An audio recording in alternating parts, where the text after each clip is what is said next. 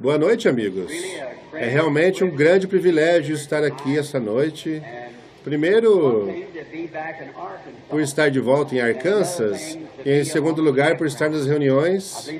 Mas faz muito tempo que eu não participava das reuniões de campo. E essa é a primeira, depois de muito tempo. Eu recebi o convite para vir e dar início com vocês. E eu tenho ouvido, desde que entrei, que vocês têm tido um tempo maravilhoso aqui nessa reunião. E eu sou muito grato por isso. Vindo pela estrada, há poucos momentos com meu filho, estávamos falando acerca de anos atrás, quando vim a Arkansas pela primeira vez. Quando tive a primeira das reuniões, eu comecei, foi em Arkansas, o tipo de reuniões evangelísticas, de qualquer forma, e desde então tenho estado 7 vezes ao redor do mundo. E agora estou de volta em Arkansas. É como dinheiro ruim, sempre volta. E eu tenho, em todos os lugares onde eu tive, eu suponho, nos Estados Unidos, tenho perguntado a alguém de Arkansas aqui. Eu sempre tive amigos de Arkansas, quase em todos os lugares. Tenho sempre dito isso, alguns dos corações mais sinceros, eu creio, que já tem batido, foi sobre aquelas camisas azuis aqui em Arkansas. Pessoas excelentes, eu amo vocês. E eu sou grato a Deus pela oportunidade de estar de volta em Arkansas, estar aqui com vocês. E assim penso que restam 3 noites ainda para terminar a convenção e tenho a oportunidade de vir e expressar o meu amor a Jesus Cristo e ter companheirismo com vocês, com o nosso amável grupo de irmãos aqui, dos quais muitos não conheço. Eu olhei para aí e vi um que conheço, o irmão Jack Moore, apenas cheguei e justo aconteceu de ver a irmã Moore, então reconhecê-lo. E estamos certamente felizes por estar aqui. Agora, eu sei que depois do dia todo vocês devem estar cansados, vocês sabem, fisicamente cansados. Nós jamais ficamos cansados o suficiente de louvar e bendizer a Deus por sua bondade, pois Ele é maravilhoso, mas o dia todo, então, quando a noite vem, eu venho à plataforma, eu sou do tipo daqueles ministros dos quais se tem a ideia de que falam por um longo tempo, mas eu não acho que farei isso agora, porque, por causa de estar apertado aqui na convenção, vocês têm ouvido grandes pregadores, sem dúvida, durante o dia e durante a convenção, então vir aqui à plataforma e estar diante de todos esses bons pregadores me faz sentir bem pequeno. Estar aqui. Um dos ministros, o qual há pouco apertei a mão, disse-me que esse é o primeiro culto que vocês estão tendo nesse tabernáculo, como chamaria. Eu não sei exatamente o que é isso, este templo, o que for. E somos certamente gratos novamente pela oportunidade de vir a uma nova igreja, algo que tem sido levantado para o louvor e honra de Deus. Que maravilhoso! E há pouco temos retornado de mudança, ou não de mudança, apenas voltado das férias escolares das crianças. Estamos morando em Tucson, Arizona, e tem estado terrivelmente quente ali, mas vemos que aqui é um pouquinho mais quente do que ali, porque por causa da grande umidade. Isso nos deixa como que para baixo, depois de estarmos como que acostumados com a umidade do ar dali. Nós chegamos em casa e tivemos o primeiro culto no domingo passado e vimos o Senhor Jesus continuando sua grande obra de amor e poder entre o povo, e o mesmo evangelho que preguei a vocês há 15 anos aqui em Arkansas é o mesmo que creio ainda hoje. Eu simplesmente não mudo. Isso é Cristo. No domingo houve algo que aconteceu na igreja, aconteceu de eu olhar por ali e ver um cavaleiro do qual um milagre foi realizado. Notem, todos nós gostamos de nos vangloriar no Senhor Jesus. Nós amamos fazer isso. Certa vez houve uma mulher que me disse, ela tinha a única falha que ela podia encontrar em mim, é que eu vangloriava muito de Jesus. Eu disse, eu certamente irei para o céu se aquela fosse a única falha que eu tinha, vangloriar de Jesus. Então ela simplesmente não achava que ele era divino, e ela tentava dizer que ele foi apenas um homem, e um filósofo, um profeta, ou algo nessa ordem, mas eu disse que ele era Deus. Então ela disse, eu posso provar a você que ele não era Deus. Eu disse, eu não creio que você possa fazer isso. Ela disse, eu posso provar que ele era apenas humano. Agora, eu admito que ele era humano, mas ele é ambos, humano e divino, disse. Ele não podia ser divino, eu disse, ele era divino, ele é divino. Ele não pode ser, disse, eu vou provar isso através da sua própria Bíblia. Eu disse, tá bem? Ela disse em São João, no capítulo 11, no caminho à tumba de Lázaro, a Bíblia diz que Jesus chorou. Eu disse, bem, o que isso tem a ver com isso? Ela disse, bem, se ele chorou, isso prova que ele não é divino. Eu disse, senhora, seu argumento é mais fraco do que o caldo feito da sombra de uma galinha que morreu de fome. Eu disse, você sabe mais do que isso? Eu disse, ele era humano quando ele foi à tumba de Lázaro chorando, isso é correto, mas quando ele endireitou os seus ombros e disse, Lázaro, sai para fora, e um homem que esteve morto por 4 dias levantou-se e viveu novamente, isso foi mais que um homem, para que pudesse fazer aquilo. Eu ainda creio nele dessa maneira. No domingo, enquanto eu estava falando, eu pedi às pessoas para virarem-se no tabernáculo e apertarem as mãos uns dos outros. E havia um amigo querido, eu apenas o amo, ele há pouco tem vindo para a igreja, sua esposa. A esposa dele é uma enfermeira formada e ele é um inglês. Ela é uma norueguesa, como isso aconteceu não sei, mas contudo, ambos são boas pessoas. E tinha alguma coisinha de errado com esse irmão, alguma coisa no coração. Ele é um bom homem cristão, um homem intelectual também, trabalha secularmente para contadores e assim por diante. Ele virou-se e quando fez, sofreu um ataque cardíaco, caiu morto no chão. E a esposa dele, sendo uma enfermeira, o agarrou rapidamente e pegou no pulso dele para sentir seu coração. Ele se foi. Eu olhei a face dele realmente escurecida, os olhos virados para trás, nem estavam fechados, mas saltados para fora. E eu fui à plataforma e tentei aquietar a audiência. Muitas pessoas estavam tentando ajudar a irmã, é claro, naquela condição, com o marido dela. Alguém colocou algo sobre a cabeça dele, ou melhor, debaixo da cabeça dele. Eu tomei os batimentos do seu coração, seu pulso no braço.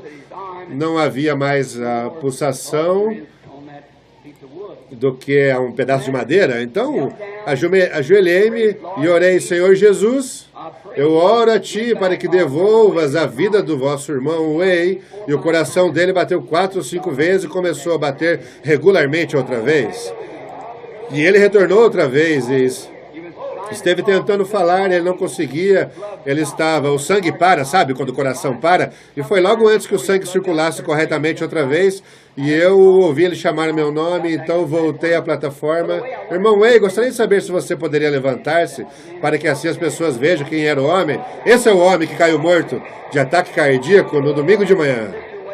Ali está a irmã Wei, esposa dele, enfermeira que estava ali, conferiu o pulso dele, então talvez isso soe bem estranho às pessoas que não creem nessas coisas, mas eu tenho visto o Senhor Jesus levantar os mortos muitas vezes, e isso não é novo para nós, assim, não. Eu penso que está bem vangloriar-se em Jesus, mas penso que isso deveria ser verdadeiro, aquilo que você está se vangloriando. Então temos isso, nos últimos 15 anos eu tenho visto em muitos casos infalíveis, levantar os mortos, especialmente um no México, onde o irmão mora, e eu estávamos na cidade do México, quando o pequeno bebê morreu com pneumonia numa manhã às 9 horas no consultório médico, e a pequena mulher, nós não podíamos conseguir que ela, o homem tinha distribuído todos os cartões de oração, e tínhamos numerá-los enquanto subiam, não havia mais cartões de oração, e essa irmã mexicana tinha, eu penso, uns 25 anos de idade, tinha um pequeno bebê morto e estava chovendo e ela o tinha sob uma manta. E na noite anterior àquilo tinha havido um homem cego que estava, provavelmente tão velho como meu pai seria, provavelmente 70 anos de idade, cego, e recebeu a visão quando eu estava orando por ele. E naquela noite, com uma plataforma tão larga quanto essa aqui, ficou cheia de... dessa altura, de uns 60 centímetros a 1 metro de altura, com casacos, chapéus, vestimentas velhas que eles tinham colocado ali. Essa mulher estava tentando subir ali. E Billy Paul, meu filho, veio e disse, papai, eu tenho próximo de 300 cooperadores ali, e nem os 300 juntos conseguem segurar aquela mulher. Ela tinha um bebê morto sob uma pequena manta azul. Eu disse ao irmão Jack Moore, desça. O irmão Jack Moore e eu temos muitas coisas em comum. Eu não quero dizer que somos parecidos, porque ele é um homem de aparência, mas veja, uma coisa a respeito do irmão Moore, tanto eu quanto ele repartimos o cabelo da mesma maneira. Nós temos muitas coisas em comum. Eu pensei, ela não me reconhece, eles tiveram de me descer na plataforma com cordas e coisas para conseguir entrar, então eu enviei para orar por aquele pequeno bebê e pensei, bem, ela jamais saberá a diferença, então comecei a pregar novamente, quando o irmão Espinosa, muitos de vocês, irmãos, o conhecem da Costa Oeste, estava interpretando, isso foi ali do lado da Praça de Touros, da Cidade do México, e eu olhei assim sobre a audiência e vi uma visão de um pequeno bebê mexicano sentado, sorrindo para mim. Então eu disse, traga uma pequena senhora aqui. Então pus as mãos sobre aquela forma pequena, morta, rígida e fria. O bebê começou a chutar e a gritar, e ali estava ele, vivo. Eu pensei, um mensageiro, o irmão Espinosa, para verificar com o médico, para conseguir um atestado do doutor, antes que pudéssemos publicar isso. O doutor escreveu o atestado que aquele bebê morreu naquela manhã em seu consultório, cerca das 9 horas, e então já era cerca de 10h30 aquela noite. O bebê está vivo hoje, gozando de boa saúde, para a honra e glória de Deus. E então, vendo muitas coisas acontecerem, nem precisávamos falar acerca de nosso irmão Way ali, mas verdade é verdade. E Deus não faz essas coisas apenas para Ele, quer que isso seja conhecido e que as pessoas saibam que Ele os ama. E pela graça de nosso Deus, o irmão Way está vivo e sentado entre nós essa noite. Estamos gratos por isso. E eu pensei, estando nesse acampamento, enquanto vinha, de simplesmente não interromper esse grande tempo, Billy estava dizendo essa tarde, disse, você fala acerca do verdadeiro Pentecostes antiquado, disse, espera até você chegar lá. Disse, eles cantam como se tivesse tido essa experiência por 50 anos. Eu disse, eu penso que algum deles já tem tido experiência por 50 anos, sim. E eu simplesmente amo entrar numa reunião assim, eu creio que todos amamos, onde nós simplesmente podemos ir diretamente nisso. Como eu costumava contar a historinha sobre pescaria. Estava pescando trutas ali no norte, em New Hampshire, e ali em cima na montanha eu tinha levantado uma pequena tenda, aquelas tendas em forma de A, pequenas tendas militares usadas pelo governo. Encontrei um lugar onde havia muitas trutas sob um arbusto, e havia um salgueiro de alça ali, e toda vez que eu tentava alcançar minha isca, acertava o salgueiro. Então, naquela manhã me levantei, fui logo cedo e pensei, vou cortar esses salgueiros, eu apenas, se pescasse um peixe eu comeria, os demais eu soltaria. Então eu tinha a semana toda, poderia cuidar de tudo, eu estava sozinho. E quando eu estava naquela manhã, eu já estava voltando, uma velha ursa e 2 filhotes entraram em minha tenda. E você fala acerca de arrebentar as coisas, eles que realmente arrebentaram tudo.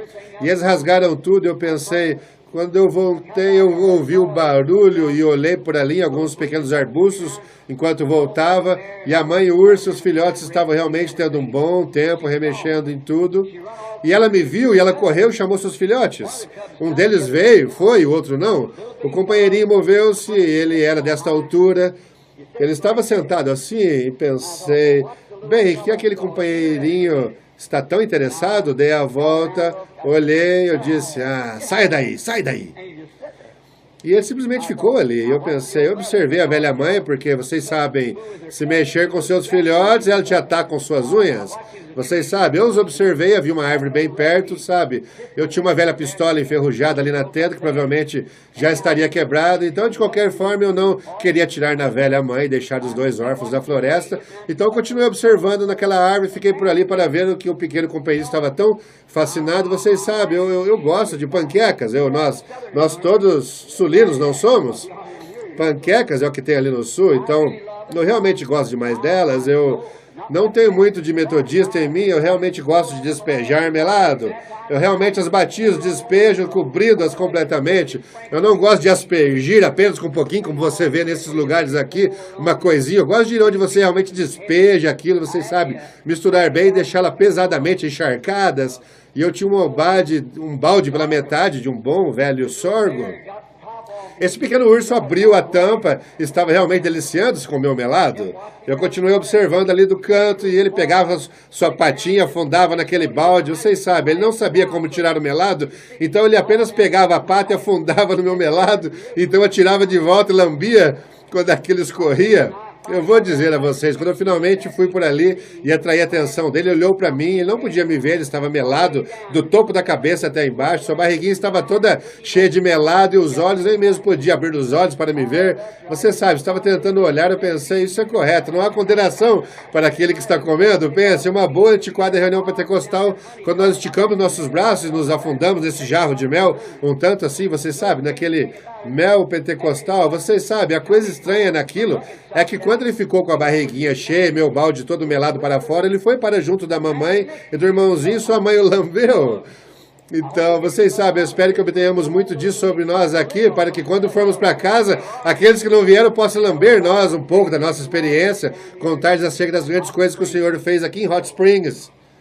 Que o Senhor abençoe vocês. E agora, eu creio, eles me disseram que não conseguiram distribuir em tempo ou algo assim, distribuir os cartões de oração para orarmos pelos enfermos. Nós chamamos alguns números que têm os cartões e oramos por eles. Então, gosto disso porque isso me dá uma noite para familiarizar. Então, amanhã à noite eu penso que eles vão distribuir os cartões de oração em algum momento na parte da tarde. É isso? Sim, você já 6 horas?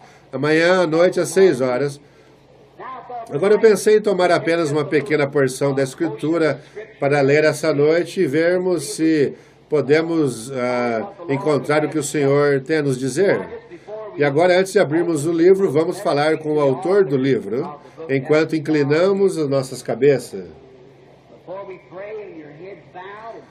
E com suas cabeças inclinadas, todas as preocupações, brincadeiras do dia e pequenos sensos de humor que temos tido, vamos colocar isso de lado agora, porque estamos nos aproximando do Rei. Há algum pedido especial que gostaria que fosse lembrado?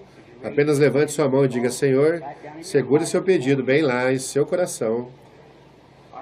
Nosso Pai Celestial, nós consideramos isto um privilégio tal, Deus Todo-Poderoso, vir à reunião do Senhor, para juntos termos companheirismo, testemunhos, falarmos das grandes coisas que Tu tens feito e os lugares por onde temos estado. E isso me lembra de Atos 4, na Bíblia, quando estavam regressando e falando do que o Senhor tinha feito.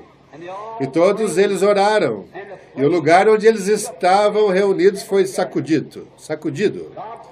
Deus, nós não estamos tão ansiosos para ver o edifício sacudir nesta noite. Porém, nós gostaríamos que Tu nos sacudisse, Senhor. Sacudir nosso entendimento. Sacudir nosso ser, nossas emoções, nossos corações de entendimento, para que possamos sair daqui essa noite mais determinados do que alguma vez estivemos para Te servir, para que possamos sentir a presença de um revigorante Pentecostes e o Espírito Santo sendo derramado sobre nós novamente, uma vez mais, como ali, naqueles bosques e colinas no Arkansas, há 50 anos, quando os antepassados vieram em cavalos e carroças, pregando esse Evangelho. Querido Senhor, que possamos, os portadores dessa grande e digna causa que Tu enviastes aqui, que não nos envergonhemos dessa grande coisa, porém que possamos caminhar nas pegadas daqueles que foram antes de nós, Senhor, carregando a bandeira do Senhor Jesus. Que possam outros que não têm ainda aceitado esse grande plano da salvação que Deus tem colocado nas Escrituras para nós, dito antigamente através de todo o Velho Testamento, e hoje estamos gozando disso, que haja uma grande sacudida entre nós, Senhor, e uma renovação de fé, e uma renovação de esforços. Eu Te agradeço por essa convenção, por esse grupo de pessoas que ainda está firmado, Senhor, nesta hora de provas que tem vindo à terra para provar aqueles que estão professando serem cristãos. Que sejamos encontrados no final dignos de entrar no gozo do Senhor, que tem preparado para o redimido desde a fundação do mundo. Abençoe a Tua palavra. Senhor, lembra-te de cada mão que foi levantada. Tu conheces o objetivo, Tu conheces o motivo, conheces o pedido por detrás daquela mão. Eu oro, Deus, que Tu concedas isto a cada um, que cada homem, ou mulher, menino ou menina, que tem levantado a mão, que querem mais salvação, ou um caminhar mais próximo, ou te conhecer como seu salvador pessoal, que eles jamais deixem esse solo até que seus pedidos sejam respondidos. Para aqueles que estão enfermos e necessitados, nós oramos, Deus, que haja tal onda de cura através deste lugar, que não haja uma pessoa fraca que venha a este solo e saia da maneira que entrou. Tu que podes ressuscitar um homem dos mortos e apresentá-lo aqui diante de nós, isso nos mostra que Tu és o mesmo Deus que esteve ali ao lado da sepultura de Lázaro e chamou dentre os mortos. Pai, que eles saibam que Tu és o mesmo ontem, hoje e eternamente.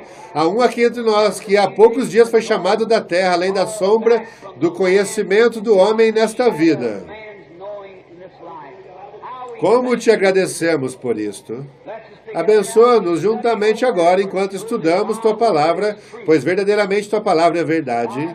Tu e Tua palavra são um. Eles não podem estar separados. Então pedimos Tuas bênçãos sobre nós, Pai, enquanto esperamos em Ti para falar conosco essa noite, através de Jesus Cristo, nosso Senhor. Amém. Agora, se desejar, eu gostaria de entrar nas Escrituras e assim por diante.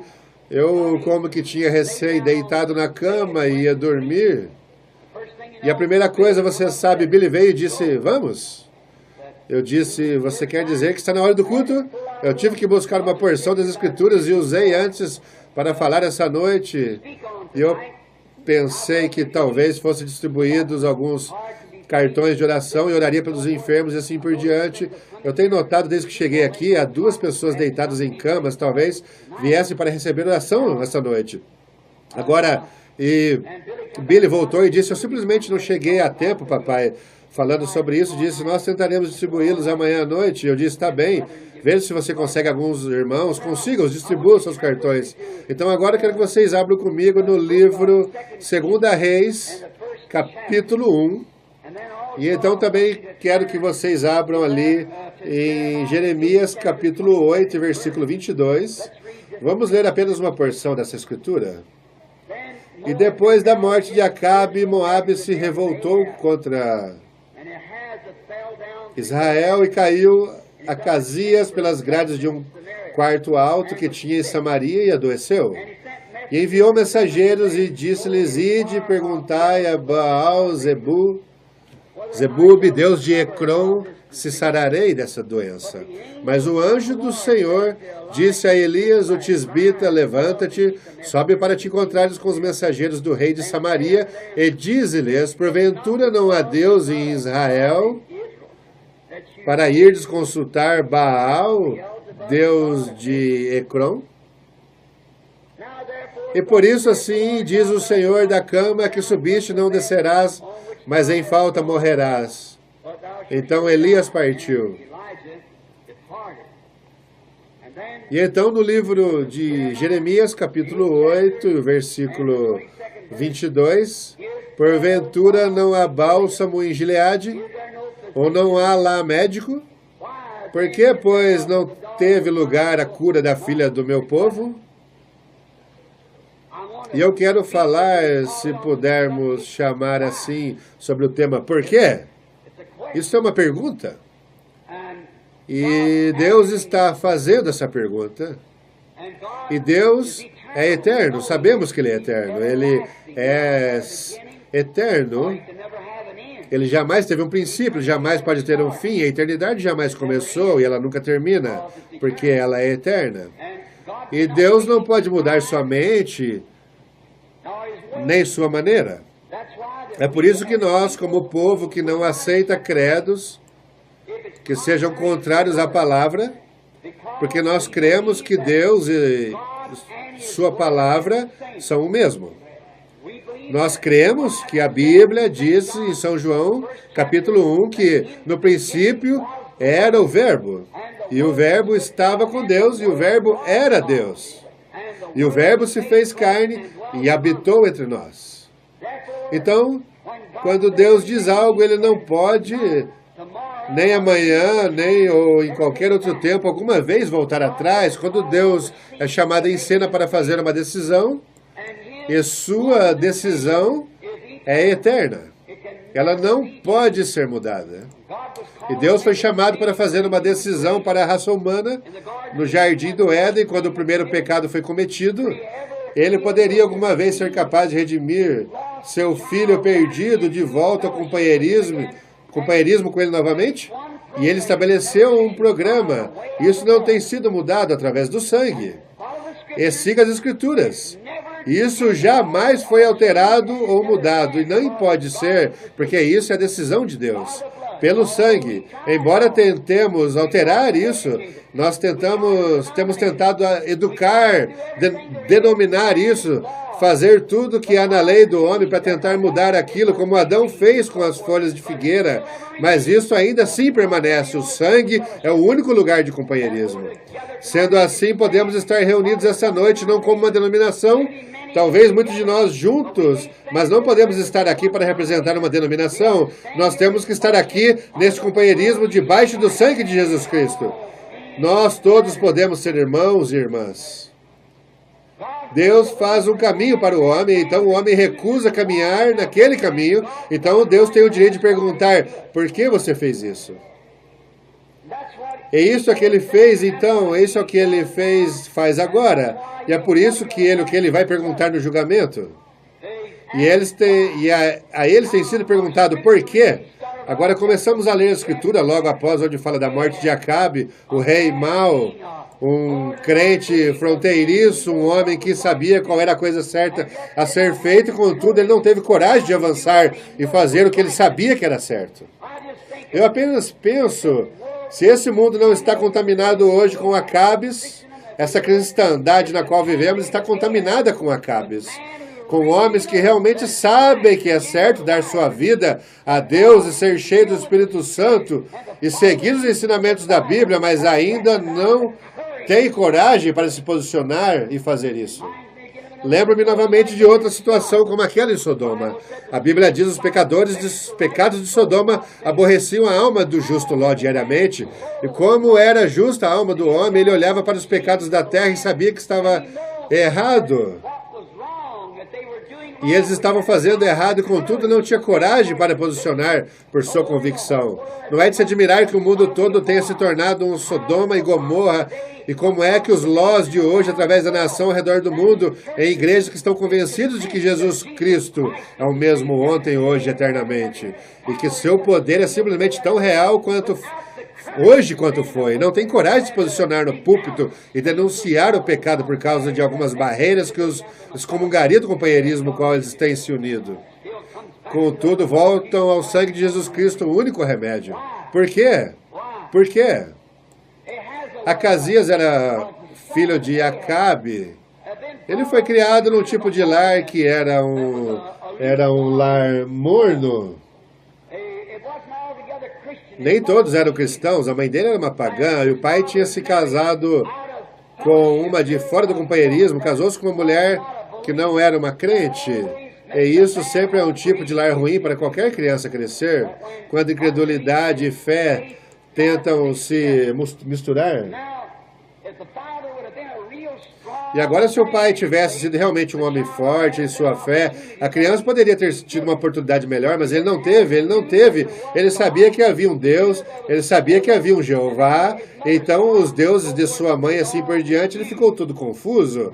Então, depois da morte do seu pai, esse garoto, nesta condição, como que confuso e um outro caminho.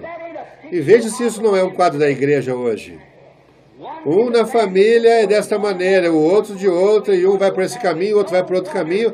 Não é de se admirar que estejamos produzindo tanta delinquência juvenil e todos os demais tipos de coisa debaixo do nome de cristianismo, é porque não há unidade, não há um verdadeiro chamado para fora, o posicionamento por Deus.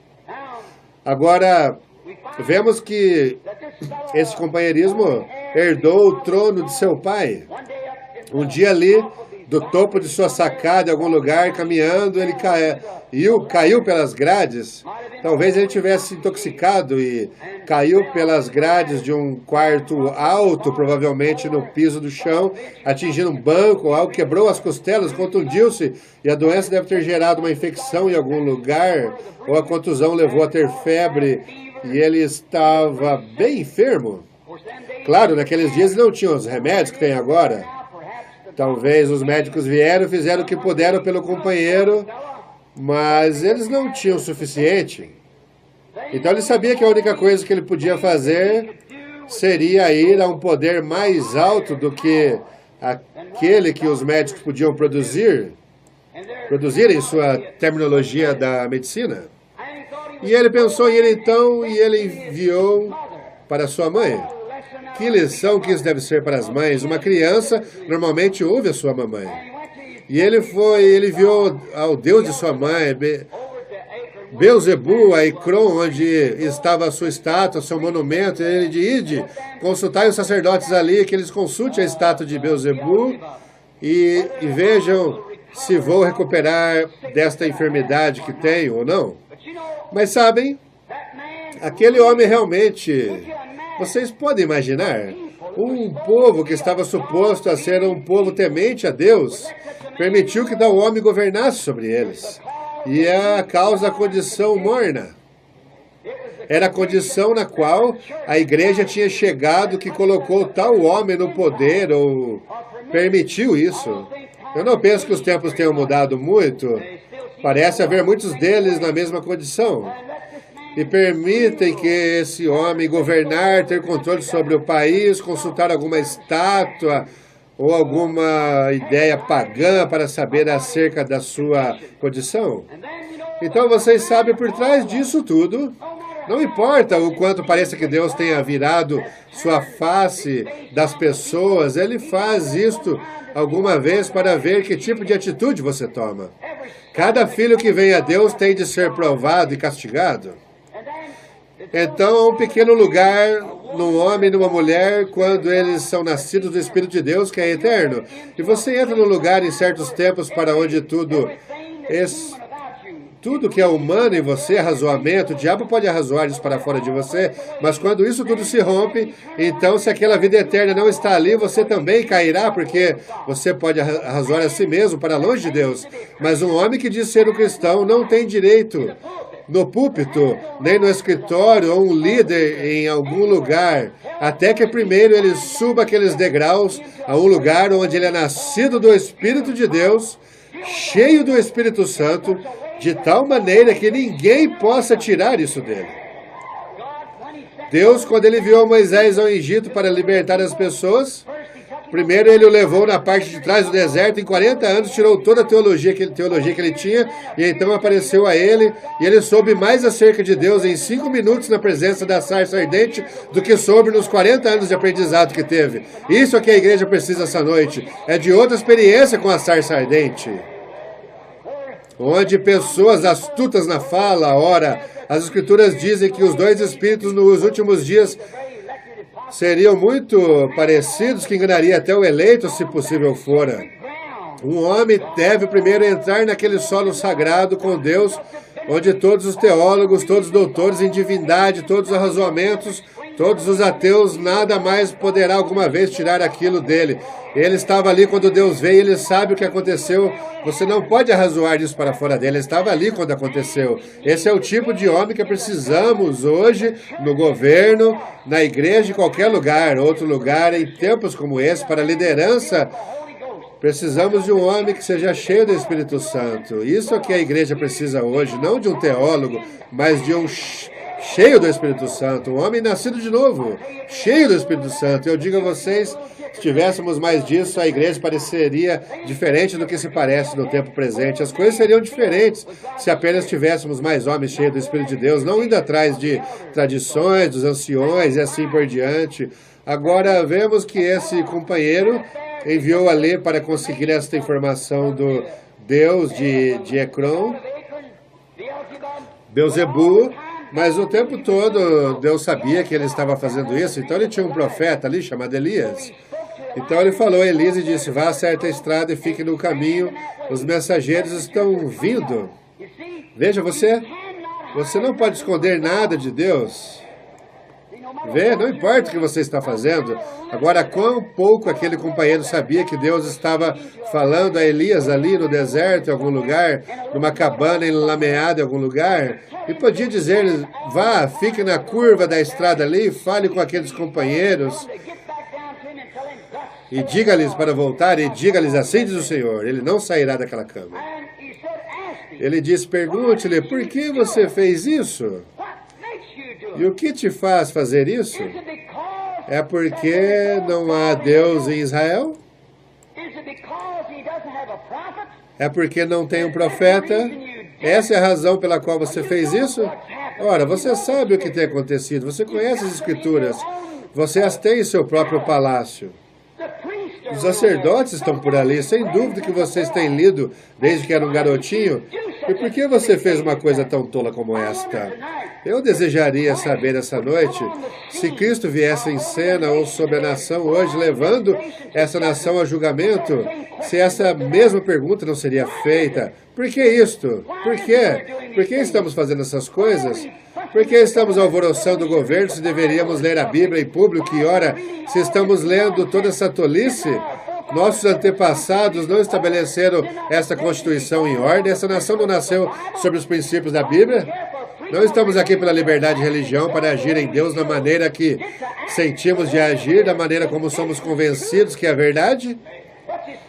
Mas veja, temos feito algo como eles fizeram, então estamos apenas permitindo qualquer coisa, a política nos engolindo, ao invés de respeitar nossa fé em Deus e homens que têm se posicionando pela verdade, e estamos permitindo nossas políticas passarem por cima disso e votando em tal coisa que está poluindo essa nação, enquanto estamos entrando em julgamento.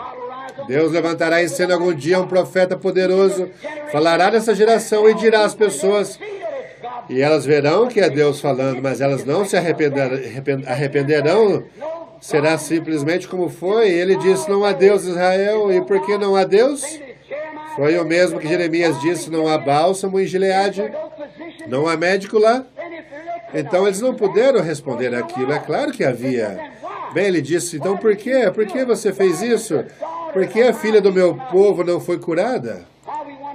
Agora nós perguntamos isso essa noite. Por quê? Não há Bíblia? Não há Deus? Não há diferença? Se Deus vai trazer o povo a julgamento, ele tem que fazer algo pelo qual julgá-lo. Tem de haver um padrão. Se ele vai julgá-los pela Igreja Católica, então, se ele os julga pela Igreja Romana, a Igreja Grega está perdida. As demais igrejas católicas estão perdidas. Se ele julga pela grega, a romana está perdida. Se ele julga pela luterana, a metodista está perdida. Se ele julga pela metodista, a luterana está perdida. Ele não pode julgar por uma igreja, há muitas organizações diferentes.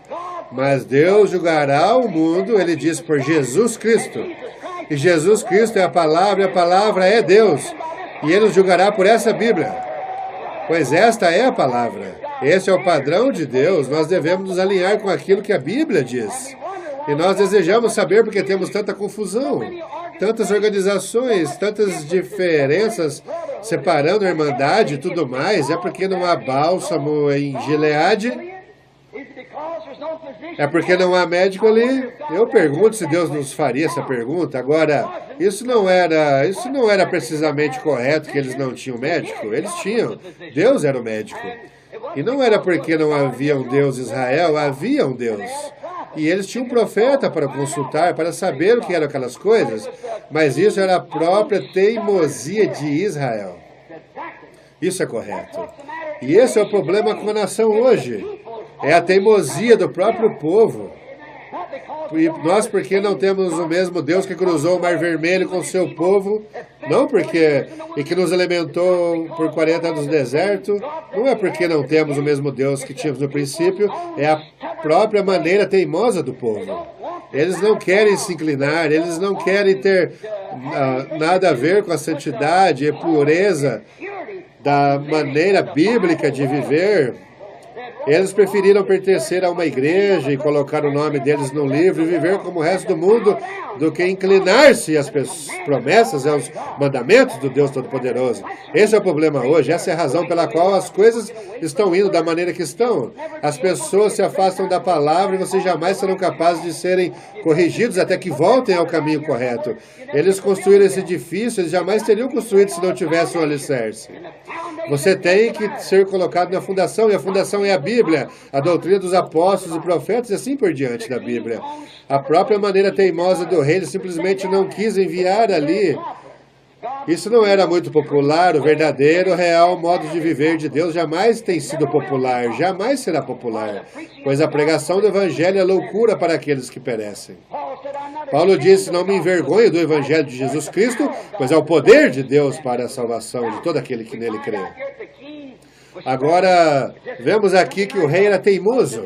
Assim como é hoje, um paciente se deitaria numa... E se um paciente fosse um médico e se deitasse na entrada, e se ele tivesse algum tipo de febre que iria matá-lo, e o médico viesse à porta e dissesse, Senhor, eu tenho remédio aqui, e ele dissesse, eu não quero, entre, eu vou te dar a injeção, a vacina, eu não quero o seu remédio.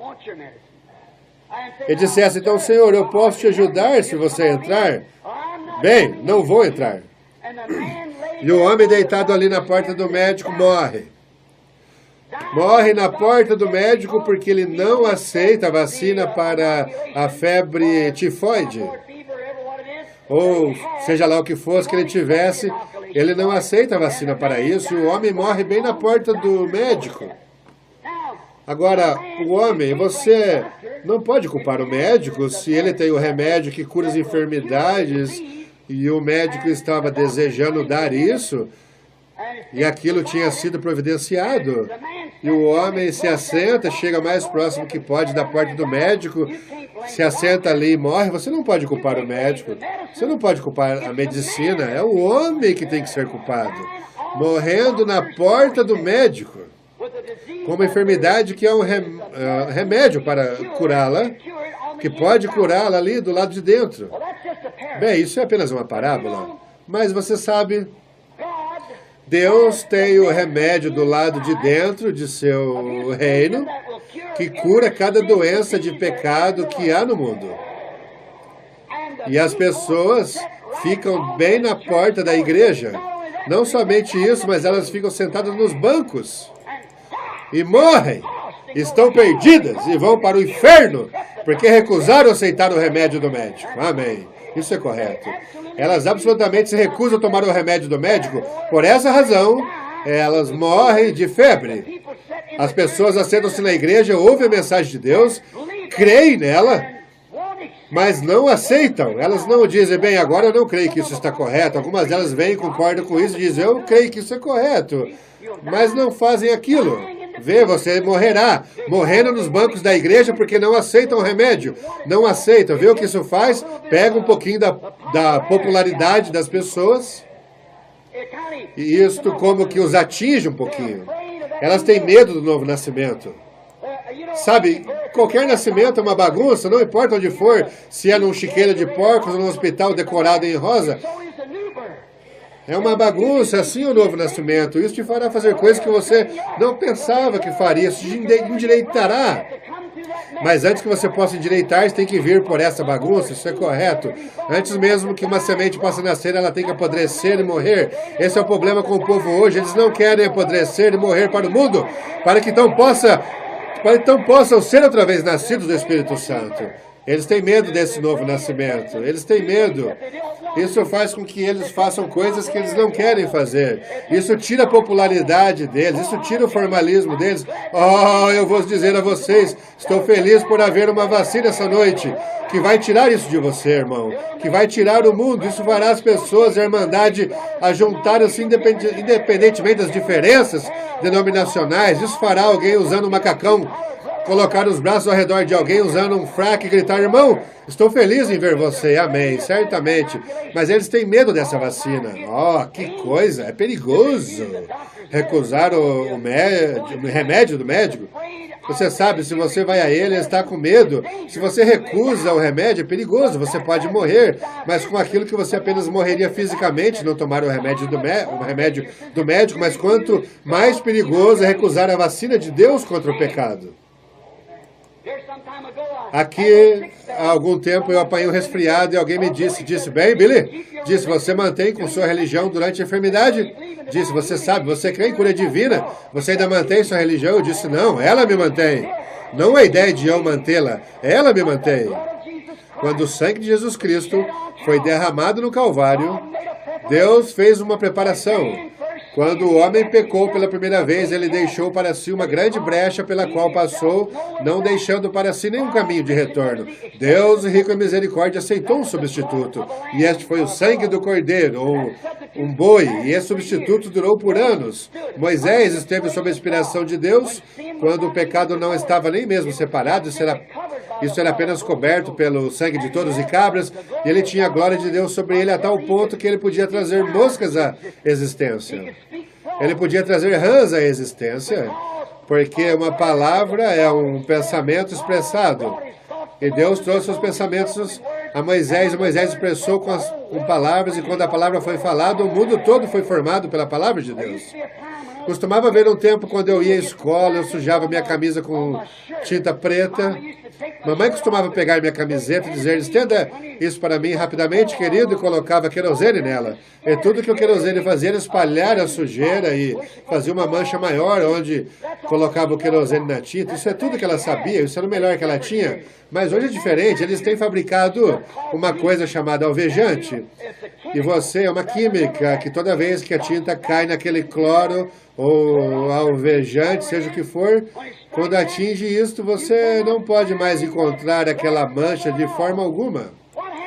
O que acontece é isso, pingue uma gota de tinta preta num tubo de alvejante e, ora, ela desaparecerá. Você não pode encontrar nem fumaça daquilo. Se eu fosse um químico, essas palavras podem não ser exatamente de acordo com a ciência, mas eu vou dizer o que é isso. É H20, água para uma coisa, então há uma química nisso que a torna preta. Há somente uma cor original, que é a branca. Todas as outras cores são perversões dessa. Agora eu digo, então se você pudesse dispersar isso ali, talvez você dissesse, bem, isso se tornou um ácido quando atingiu o alvejante.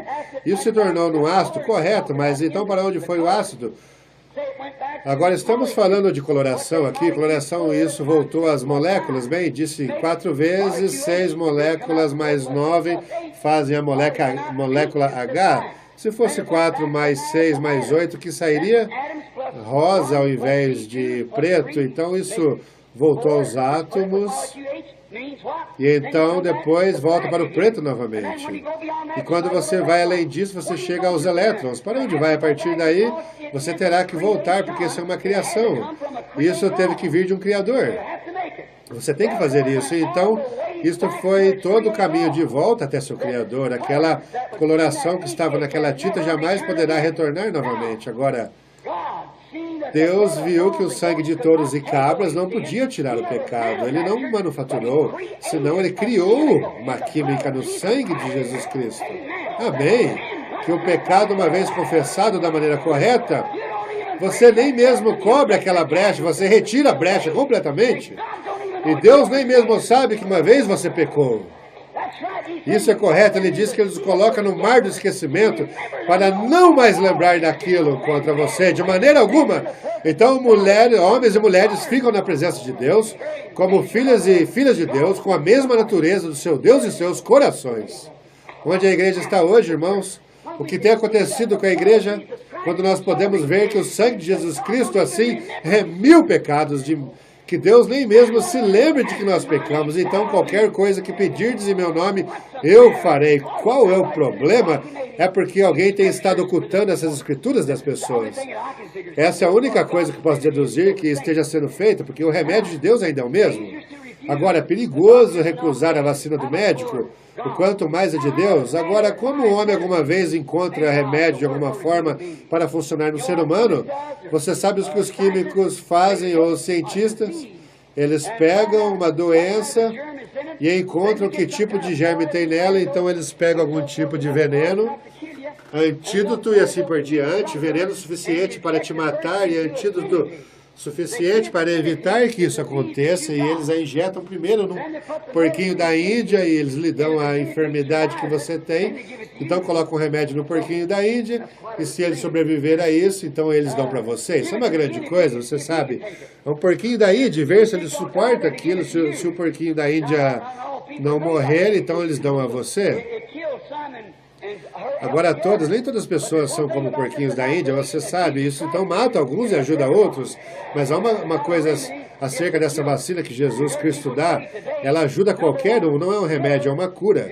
Você ouve as pessoas dizerem, a doença que mais mata é a do coração. Eu discordo deles, não para ser diferente, apenas para discordo que a doença que mais mata é a doença do pecado, correto? Nem todos os problemas cardíacos junto, mas a doença do pecado, sabe? Algumas pessoas dizem, bem agora, irmão Breno, eu creio que você esticou o cobertor um pouquinho ali. Agora, deixa-me perguntar algo. Um homem que tem que pecar, eu tenho que pecar apenas um pouquinho todos os dias, isso é porque você jamais tem sido vacinado? Isso é tudo que tem? Você jamais provou do remédio de Deus? Isso é correto. Diz, eu apenas tenho que fumar, algo simplesmente me faz fumar. Prove a vacina uma vez e veja se ela funciona ou não. Você diz, simplesmente não consigo evitar de fazer isso. Bem, apenas tome a toxina de Deus uma vez e veja o que ela faz para você. Uma mulher disse-me não muito tempo, eu estava atingindo ao falar sobre usar essas velhas roupas escandalosas. Ela disse, agora, irmão Breno, deixe-me dizer a você, você não tem direito de dizer isso, nós temos direito de usar shorts se quisermos. Eu disse, eu penso que isso é correto, mas se você fosse uma cristã, você não iria querer usá-los. Ela disse, bem, agora espere, irmão Breno. Você sabe, eles não fazem outros tipos de roupas, senão aquelas roupas sexy, assim por diante. Dessa maneira, eu disse, eles ainda vendem tecidos e fazem aquelas máquinas de costura. Não há desculpa, isso é correto. É porque não querem tomar a vacina do Espírito Santo, atiquado, salvos por Deus, reuniões de acampamento de santidade. Amém, isso é correto. Fazer aquelas coisas costumava ser errado, ainda é errado. Isso, mas qual é o problema? Algo que aconteceu. Acontecia que as pessoas que agissem assim, elas eram até mesmo excomungadas da sociedade. Agora elas não podem ser trazidas à sociedade até que façam isso. Então, depende de onde está seu coração, ali está seu tesouro também. Ou onde está seu tesouro, seu coração está ali. Lembre-se de que você ama o Senhor de todo o coração, você viverá limpo e puro. Minha esposa e eu fomos ao supermercado não há muito tempo, vimos uma coisa estranha, uma mulher usando vestidos, é uma coisa estranha em nosso país. E Meda disse,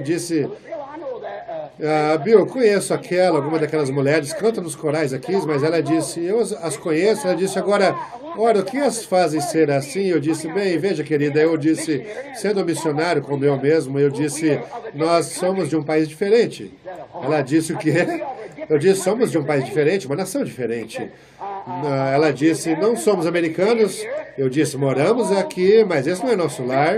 Somos peregrinos. Estamos buscando uma cidade da qual o artífice e construtor é Deus. Eu fui à Finlândia. Eu vi a maneira que eles agem na Finlândia. Eu fui mais adiante à Alemanha. Eu vi a maneira como existia o seu espírito alemão. Eu fui à Suíça. Eles têm um espírito suíço. Eu venho para a América, eles têm um espírito americano. Ela disse, bem, então quanto a nós, eu disse, somos nascidos de cima. Celestiais, onde há pureza, santidade, justiça e honestidade. Sim. Eu disse, portanto, aqueles que professam isso não olham para as coisas do mundo, mas nós claramente dizemos por nossas vidas e pela maneira que vivemos que nós temos um Deus, que temos um reino, temos um lugar a qual estamos indo, e esse não é o nosso lar. Amém. Que coisa, eu gosto disso. Sim, Senhor.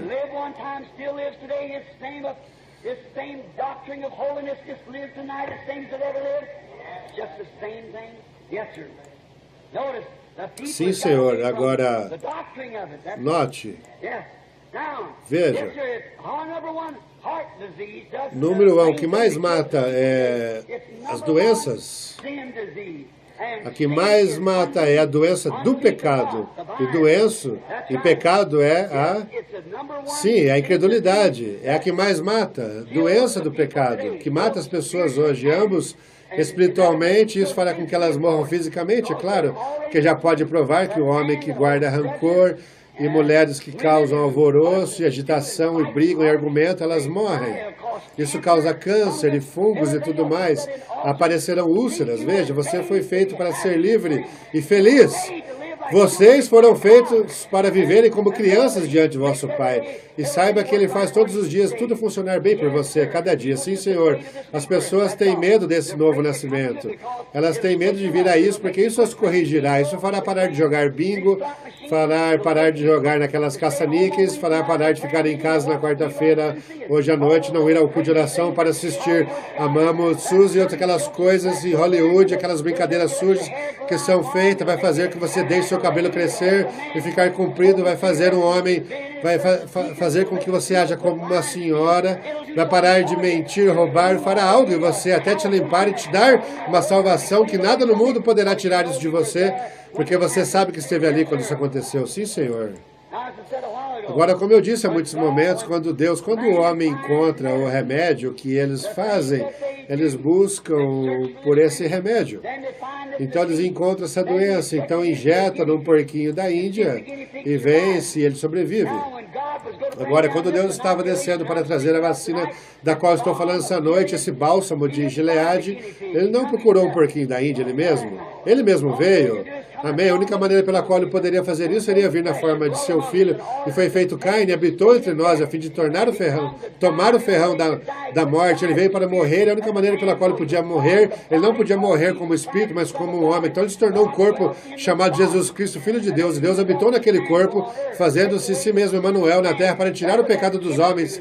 Essa era aquela química que estava naquele sangue. Alguém diz que ele era um judeu? Ele não era um judeu. Alguns deles dizem que ele era um gentil. Ele não era um gentil. Ele não era nada menos do que Deus. A Bíblia diz que somos salvos pelo sangue de Deus. O sangue vem através do sexo masculino. Sabemos disso. A hemoglobina é do macho. A fêmea tem apenas o óvulo. Isso é correto. Como eu disse a vocês, como na estação da primavera, essas mães passam, constroem ninhos ali, põem ovos. Algumas delas também enchem os ninhos de ovos e nunca chocarão, porque ela poderia encher o ninho de ovos, poderia sentar sobre eles, poderia ser muito cuidadosa, poderia ver os ovos todos os dias, ficar ali mesmo sem comer, até ela ficar tão fraca que dificilmente pudesse voar do ninho. Não importa quanto ela os acaricia, o quanto ela os mima, quão cuidadosa seja com eles jamais chocarão, porque ela não esteve com o companheiro. E eles não são férteis até que eles apodrecerão. Esse é o problema com muitas nossas conferências, esse é o problema com nossas reuniões de acampamento, muitas delas hoje, nossas conferências, o que conseguimos, um punhado de pecadores mimados e maricas que deveriam, olha, isso é uma desgraça, e vão por aí porque tem um pouco de prestígio, uma graduação, ostentando-se com uma coisa, ó, que coisa, a única coisa que precisamos hoje é de nós temos um ninho cheio de ovos podres. O que precisamos hoje é de um tempo de limpeza nesse velho ninho que tire para fora todas as maneiras, até que tenhamos homens e mulheres que sejam cheios do Espírito Santo, que tenham estado com o companheiro Jesus Cristo, sejam cheios do Espírito Santo, com o qual ele foi batizado. Isso é correto. Então teremos vida no acampamento. Sim, Senhor, toxina, eles têm medo disso. Jesus Cristo, Filho de Deus, quando ele nasceu, alguns disseram, bem, agora ele era o óvulo de Maria. Ele não era. Se Maria tivesse descendo aquele óvulo através da trompa e do útero, teria de haver uma sensação. Então veja o que coloca Deus fazendo. Ele não era nem mesmo parte disso. Deus, o Criador, encobriu a Virgem Maria, criou as células dentro do útero dela e fez nascer um homem, que era Emmanuel, o próprio Deus feito carne entre nós, sem a ajuda de quem quer que fosse. Ele é o Criador que fez o primeiro homem. Amém. Oh, que coisa! Aí está ele, ali ele se para. Sim, Senhor. Então, ele fez assim para que pudesse tomar a vacina. Qualquer bom e verdadeiro cientista, bom médico, que encontra uma doença, algum deles vão a um campo de prisioneiros, pegam um homem para testar isso, um que passará a vida na prisão, se ele sobreviver à vacina, então o veneno não o mata, ele pode ser livre. Se ele estiver pronto para tomar a vacina, os prisioneiros esperam por isso. Esse é um médico que tem medo do seu remédio, mas sabe, ele não teve medo do seu próprio remédio. Espaço branco na fita. Em uma manjedoura, um homem às margens do Jordão, quando a vacina caiu ali, ele a viu como uma pomba vinda do céu, e ele foi vacinado, e uma voz disse, esse é meu filho amado, em quem me comprazo habitar. Amém. Deus no homem. Essa é a vacina. Deus no homem. O mundo observou. Cada tentação, ele resistiu. Quando eles cuspiram na face dele, puxaram a barba e cuspiram nele. Aquilo resistiu à tentação. Nas horas de prova, quando aquilo resistiu à tentação, ele se manteve. A vacina que ele recebeu no Jordão resistiu. Ela resistiu no tempo de popularidade. Qual é o problema com muitas das igrejas hoje? Deus as abençoa, elas começam, e isso é o que está ferindo o nosso povo pentecostal. Eles devem estar de volta como os nossos avós estiveram, com uma latinha e um pandeiro na esquina em algum lugar, batendo num pandeiro, do que estar nesses grandes necrotérios que estamos construindo hoje, tentando nos modelar segundo outras pessoas. O que precisamos hoje é de um bom e antiquado derramamento do Espírito Santo que te limpa, inclusive vocês, pastores da igreja pentecostal. Isso é correto? Agora, a coisa que foi quando o Espírito Santo desceu sobre Jesus, no dia de seu batismo, ele foi vacinado. Nós o temos visto na hora de provas. Quando o diabo tentou dar-lhe todos os reinos do mundo, o que ele fez? Ele ficou exatamente com a palavra. Amém. O que me surpreende hoje é que muitos irmãos que estão no campo desde que o último avivamento, o último dia, por que quando vocês conseguem uma porção de níqueis ou uma muda de roupas, você fica grande demais para ir a algum lugar? Ou você tem que ser maior do que outra pessoa? Isso tem tornado a corrida ordinária de ratos. É uma vergonha. Deus quer homens que se humilham e desçam ali a um lugar a alguém para o qual ele possa falar. Mas tem se tornado a corrida de ratos de tal modo que todos estão tentando conseguir algo maior do que o outro companheiro. E veja, eles não podem resistir a esse prestígio da tentação de Satanás. Mas nosso Senhor resistiu à tentação, a vacina resistiu. A hora veio quando houve um debate sobre as Escrituras, ele ficou exatamente com a palavra. Satanás disse, está escrito. Ele disse, também está escrito. Oh, isto é glória! Deus no homem! Veio o que ele tinha algo com que para respaldar cada palavra que ele dizia. Ele disse, não faça as obras do meu Pai, então não creias em mim. Mas se não podes crer em mim, creias nas obras que ele faz através de mim. Que coisa, aí está. O que precisamos hoje é de homens e mulheres assim que podem fechar a boca do mundo pelos sinais do Espírito Santo. Precisamos de uma reunião de acampamento assim. Precisamos de uma reviravolta, sacudir para fora a igreja. Muito do mundo de coisas que tem entrado nesses últimos dias. O dinheiro está se espalhando pelo país e fazendo grandes coisas que têm atraído a mente das pessoas para grandes coisas, ao invés de Deus. Comprometendo as Escrituras. Muitos irmãos começaram desta forma, porém ficaram populares em alguma organização e compromete o que eles criam. Aquele tipo de sangue não corre no homem genuinamente nascido do Espírito Santo. Nem todos os diabos do inferno podem perturbá-lo sobre a palavra. Ele permanecerá dela independente do que houver. Amém. Paulo disse, não há nada presente no futuro no que possa vir qualquer outra coisa que nos possa separar do amor de Deus. Esse real e genuíno nascimento do Espírito Santo entra no homem. Ele é um filho de Deus, não há brecha entre ele e Deus. Ele é seu filho na sua presença. Amém. Eu gosto disso. Eu sei que isso é verdade. Correto?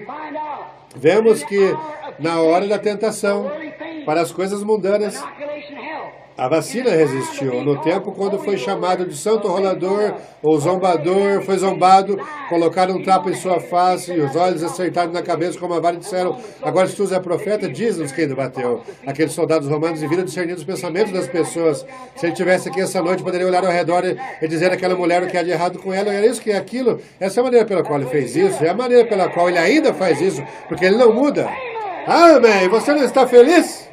Esse é um Deus vivo, que mesmo que um homem caísse de um telhado e perdesse a vida, e um homem estando ali com Deus nele, poderia colocar sobre aquele homem e ele viveria novamente. Esse mesmo Deus vive essa noite.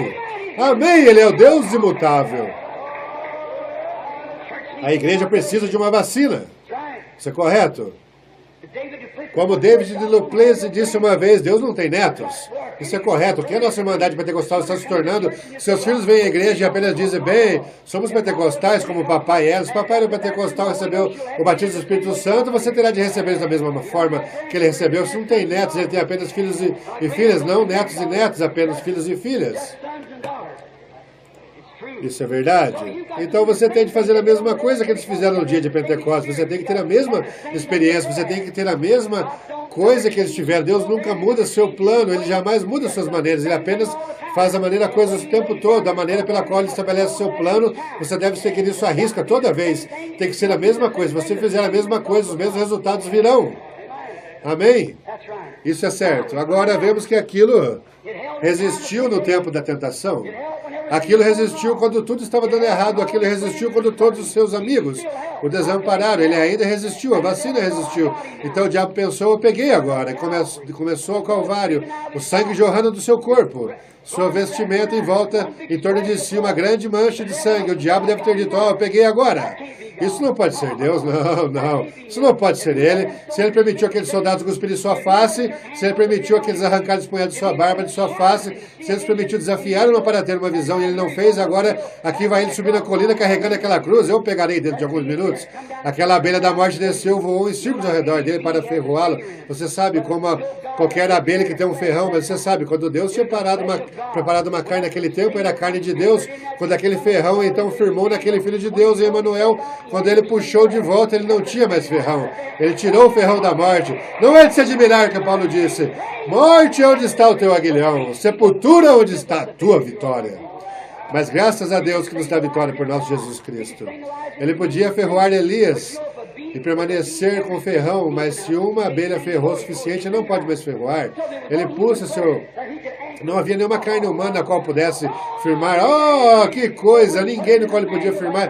Mas quando ele colocou isso em Emanuel, dessa vez ele perdeu o seu ferrão. Graça seja dada a Deus. Sim, Senhor, ele falhou dessa vez. Sim, Senhor. Eles viram que a toxina falhou. Eles disseram, se tu és o Filho de Deus, desça da cruz, o sumo sacerdote, o grande dignatário da igreja, diga-nos claramente agora se tu és o Filho de Deus, desça da cruz e salve a si mesmo. Permita-nos ver se tu és o Filho de Deus. E jamais abriu a boca e disse uma palavra. Agora vemos que ele morreu. Ele realmente morreu. Ele morreu até o ponto de até os sóis estrelas pronunciarem que ele tinha morrido. Toda a natureza e a terra tremeu e houve um estremecimento nervoso quando eles viram que o mesmo Deus que criou a terra estava pendurado no topo da terra e o sangue de Emanuel escorrendo ao chão. Não se perguntaram se ele tinha morrido ou se morreu, a tal ponto que tudo dizia que ele estava morto. Então podemos encontrar que antes dele morrer ele disse, vocês podem destruir o templo, eu levantarei novamente no terceiro dia. Vocês jamais serão capazes de mantê-lo destruído. Destruam-no e eu trarei de volta no terceiro dia. Eles colocaram um guarda ali para descobrir se a vacina iria resistir. Eles a viram resistir através de tentações do pecado, resistiu à pobreza, resistiu à riqueza, resistiu a todos os tipos de tentações. Ela ainda resiste, mas agora é a morte. O que ela vai fazer agora? Mas na manhã da Páscoa, oh, que coisa, pouco antes do sol nascer, a vacina produziu efeito. E quando fez? A morte teve suas barreiras rompidas e a sepultura abriu. E ele ressuscitou novamente no terceiro dia e subiu às alturas. Isso mostra que essa vacina é a vacina da vida eterna. Você não pode destruir isso, nem mesmo o âmago do inferno pode segurar isso. A sepultura não pode segurar isso. A morte não pode, nada pode segurar. Jesus Cristo disse, todo aquele que o Pai me enviar, eu o ressuscitarei no último dia. Aleluia! Um homem e uma mulher que tem sido vacinado com isso não pode ficar na sepultura. Nenhuma sepultura pode segurar o justo. Nenhum inferno pode segurar o justo. Nem sepultura, nem nada. Jesus Cristo prometeu ressuscitar novamente naquele dia. Amém. Oh, estou muito feliz por isso, por essa vacina. Vocês sabem, ficou provado na manhã da Páscoa. Você sabe o que era isso? Isso era uma grande coisa a tal ponto que 120 pessoas quiseram ser vacinadas. Agora, se ele pode resistir através das tentações, houve 120 pessoas que conheceram muito bem e quiseram aquela vacina. Então, bem ali, ele teve que subir ao laboratório, preparar o soro. Então ele disse, subam ali à cidade de Jerusalém até que eu prepare isso, toda essa fórmula, eu vou enviá-la a vocês. Então eles subiram ali para esperar. Como a igreja cristã deveria ser guiada? Que tipo de vacina deveria tomar? O que seria a vacina? Como eles fariam? O que aconteceria? Eles deveriam todos ir ao seminário e aprender a ter algum grau de PhD ou LLD? Alguns sacerdotes deveriam vir pela estrada com um pão asmo nas mãos e comer e tomar a comunhão, é isso? Mas ali veio um som do céu.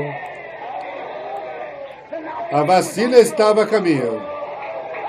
Como um vento veemente, impetuoso, e aquilo encheu a casa onde estavam assentados.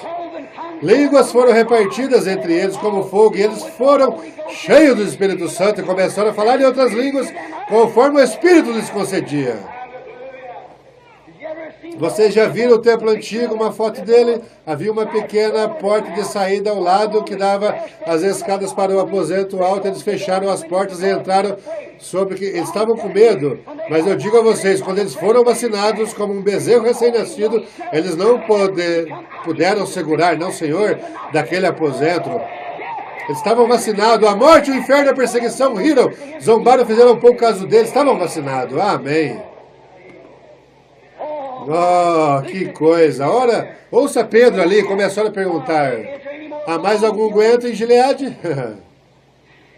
Há mais bálsamo em Gileade? Não há médico ali? Oh, sim. Temos muito bálsamo em Gileade, temos muitos médicos. Naquele dia o doutor Simão Pedro era um médico. Ele disse, eu vou escrever uma receita para vocês. Eu vou te dizer, essa é uma receita eterna. Porque será para você, para seus filhos e para todos aqueles que estão distantes, francamente. É para todos que forem chamados, que o Senhor teu Deus chamar. Eu vou dar isso para ele. Disseram, o que podemos fazer para sermos vacinados? Aí onde está? O que podemos fazer para sermos vacinados? Ele disse, eu vou escrever a receita. Ele disse, arrependei-vos cada um de vós e seja batizado em nome de Jesus Cristo para perdão dos pecados e recebereis o dom do Espírito Santo. Mas essa receita vos diz respeito a vós, a vossos filhos e a todos que estão longe, a tantos quantos Deus nosso Senhor chamar. Oh, que coisa! Você sabia disso? Quando o médico encontra um remédio para uma enfermidade e ele descreve uma receita e algum charlatão farmacêutico toma isso e vai e adiciona um pouco disso e tira um pouquinho daquilo, ele vai matar o paciente ou fazer algo para ele. A receita nem mesmo tem qualquer remédio suficiente nela para fazer algum bem. Se não fizer, está fraco demais, não ajudará o paciente. Esse é o problema com muitos desses farmacêuticos do seminário hoje. Pegam a receita, adicionam algo a mais a isso, você tem um bando de necrotérios agonizantes. Essa prescrição continua sendo a mesma. Quando os samaritanos receberam isso, eles foram vacinados, tiveram a mesma coisa. Quando os gentios receberam isso, eles pegaram a mesma receita. Paulo encontrou um grupo em Atos 19 que tinha parte da receita, não toda. Ele disse, assim não vai funcionar, vai matar a coisa toda. Então ele reescreveu para eles e disse-lhes como agir, como conseguir aquilo. Esse é o problema hoje. Há muito bálsamo em Gileade, nós temos muito médico, mas o povo está com medo da receita. Glória! Louvado seja Deus! Não há bálsamo em Gileade? Não há poder no Espírito Santo? Agora há. Essa vacina funciona em todos, vem. Ela funcionou nos judeus, ela funcionou nos samaritanos, funcionou nos gentios, funciona em todos da mesma maneira. Eu sou um missionário. Eu vou a lugar onde as pessoas ali nem mesmo sabem qual é a mão esquerda e a mão direita. E estão ali. E você sabe o que eles fazem quando recebem o Espírito Santo? A mesma coisa que você faz. A mesma coisa. Oh! O que é isso? É para você, para seus filhos, para aqueles que estão distantes, tanto quanto Deus, nosso Senhor, chamar essa mesma receita, faz a mesma coisa. E a igreja fará a mesma coisa que ela fez no princípio. Correto. Jesus é a videira, nós somos os ramos. E por estarmos vacinados por aquela vida que estava na videira, a igreja que brotou vacinada foi e escreveu um livro de Atos depois disso. Agora temos alguns substitutos, nós temos alguns frutos enxertados. Eles vivem da vida da árvore, mas não produzem os frutos. Isso é correto. Eu estive num amigo meu, John Sherritt, ali em Phoenix, não faz muito tempo. Tinha uma árvore ali, uma laranjeira, que tinha cerca de 5 ou 6 tipos diferentes de frutos nela. Eu disse, eu jamais vi tal coisa. Ele disse, são enxertados. Eu disse, que árvore é essa? Ele disse, laranjeira. Eu disse, bem, é limão, lima, tangerinas, tangelos, toranjas e muitos tipos diferentes. Eu disse, todos eles nasceram dessa mesma árvore. Ele disse, sim, são todas frutas cítricas. Eu disse, bem, agora, essa é uma coisa estranha. Eu disse, agora este ano, depois de todas as frutas forem tiradas no ano que vem, essa árvore produzirá laranjas? Ele disse, não. Disse, ela produzirá a espécie que está no galho. Eu disse, essa não é uma... Essa árvore transformou-se, você quer dizer, de laranjeira? Não. Que se crescer outro galho nela, produzirá laranja. Eu disse, entendo, amém. Irmão, nós temos tais coisas como denominações de igrejas enxertadas nisto e vivendo nisso, chamando a si mesmo de cristãos. Mas se a verdadeira vida daquela árvore produzir outro galho de si mesmo, haverá outro livro de Atos após si. Pois ele é o mesmo ontem, hoje, eternamente. E quando o mundo e os tesouros deles não sabem nada acerca disso, as pessoas leem essa Bíblia e você, além do ângulo denominacional, você não obterá muito dela. Mas se você apenas olhar para o que ela diz e então obedecer ao que diz a receita, leia ela, obedeça ela, isso fará uma pessoa diferente. Eu acabei de chegar da Índia não faz muito tempo, ouvi falar de uma mulher aqui que era muito pobre, seu filho não tinha ido à Índia para ser um médico, ele foi ali e ele afastou de suas práticas médicas e entrou em outra coisa. E eu creio que engenharia elétrica ou algo assim, essa mulher era muito pobre, ele não tinha nenhuma coisa, ela estava tentando viver de caridade. Eles investigaram o caso e quando investigaram, cobriram que a mulher recebia ajuda de seu filho, que era um homem muito rico na Índia. E disse, bem, por que seu filho não te ajuda? Eu disse, eu não poderia pedir a ele, eu sou a mãe dele, é melhor viver de caridade que pedir ao filho. Eu disse, você não tem notícias dele? Disse, eu tenho notícia pelo menos 1 ou 2 vezes por mês. Ele descreve umas cartas mais doces que alguma vez você já leu. Bem, se ele amasse a mãe dele o suficiente, tivesse muito dinheiro, ele estaria cuidando, ao invés de permitindo viver de caridade. Disse, bem, talvez ele soubesse da minha situação, ele iria cuidar de mim, mas eu disse, sabe, ele não sabe disso. Eu sinto-me envergonhado de dizer isso assim para meu filho. Ele disse, ele ainda te escreve cartas doces. Alguma das mais doces. Disse, ele me envia as mais lindas fotos que você alguma vez já viu, disse as mais lindas fotos, então deixe-me ver alguma delas. Então ela pegou a Bíblia, tirou, sabe o que eram? Cheques bancários. A Índia coloca fotos dos bancos em seus cheques bancários, vê? Lindas fotos, ela tinha milhares de dólares convertidos em moeda indiana, a indiana americana, o que era isso? Na capa da Bíblia dela tinha tesouros que ela pensava que eram apenas fotos, mas descobriu que isso era de real valor para si. Então, irmão, quando você tenta ler a partir de uma foto pintada do Pentecoste, alguém tenta dizer que o Espírito Santo não é o mesmo hoje, como foi então, alguém tenta te dizer que os dias de milagres já passaram, que Jesus Cristo não é o mesmo ontem, hoje, eternamente, e eles tentam dizer a você, não creia nisso, não são fotos, o Deus Todo-Poderoso enviou esta mensagem para você. Isso é correto, é para vós, vossos filhos, e todos os que estão distantes, tanto quanto o Senhor nosso Deus chamar. Deus ainda é Deus. Jesus Cristo é o mesmo ontem, hoje, eternamente. Ele está bem aqui essa noite para salvar o perdido, curar os enfermos, encher com o Espírito Santo aqueles que desejam ser cheios. Se você crê nisso, não crê? Sim, Senhor. Se você crê nisso, então veja, essas são as promessas de Deus. Essa palavra aqui, você toma isso aí em conta, cada promessa, a promessa para vós. Pedro disse, a promessa para vós, vossos filhos e todos aqueles que estão longe. Não tenha medo de sacar isso. Esse é um cheque bancário do céu. Isso é correto? Jesus Cristo é o mesmo ontem, hoje, eternamente. E se ele estivesse aqui essa noite e viesse aquela mulher deitada enferma ali, parece que ela está bem enfermeira, aleijada, provavelmente paralítica, algo assim. 2 mulheres, uma mulher e um homem de cor, com uma mulher de cor, cuidando de um bebê. O que você acha que ele faria se estivesse olhando para aqueles 2 pacientes como um curador? Você acha que ele poderia curá-los? Ele já tem feito isso.